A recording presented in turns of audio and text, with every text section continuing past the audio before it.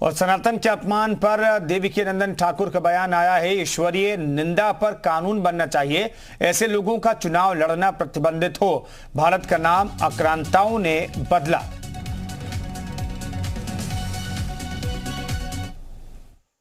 सनातन धर्म को लेकर अलग अलग राजनीतिक पार्टियां अलग अलग राजनीतिक रोटी सेक रही हैं, लेकिन जिस तरीके से G20 सम्मेलन का आयोजन हो रहा है, उसके साथ ही G20 सम्मेलन के समापन के साथ ही हिंदुस्तान में एक बार फिर सनातन धर्म की चर्चा जोरों पर है। देवकीनंदन जी महाराज हमारे साथ हैं। देवकीनंदन जी, किस तरीके से आप देखते हैं, जिस तरीके से G20 सम्मेलन का आयोजन भारत में हुआ है, तो क्या सनातन धर्म की ब्रांडिंग इसमें हुई है, सनातन धर्म को और प्रचार प्रसार मिला है?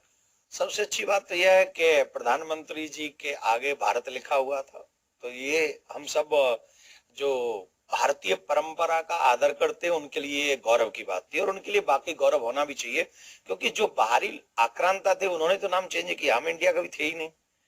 हम भारत के नाम पे भारत रखने वाले, जम्बू द्वीपे भारत खंडे आर्यावर्ते हैं। हमारे संकल्प में, पूजा पद्धति में एवरीडे ये इस्तेमाल होता है। हम भारत थे, हम भारत हैं, भारत ही रहें।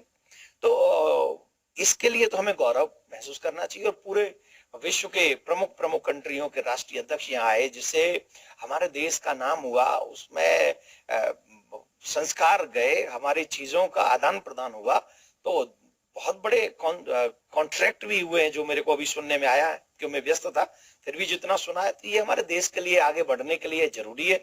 अब तक नहीं हुआ था, अब हो रहा है, तो अब हो रहा है तो इसको एक्सेप्ट करो। देखो, हमारे मतभेद हो, कोई प्रॉब्लम नहीं है, लेकिन देश जब आगे बढ़े तो तब तो हम कहें। अटल बिहारी वाजपेयी जी ने इंदिरा गांधी से कह दिया कि आप देवी हैं, तो क्यों विपक्ष में होते हुए आप इंदिरा गांधी को क्यों कह रहे हैं देवी?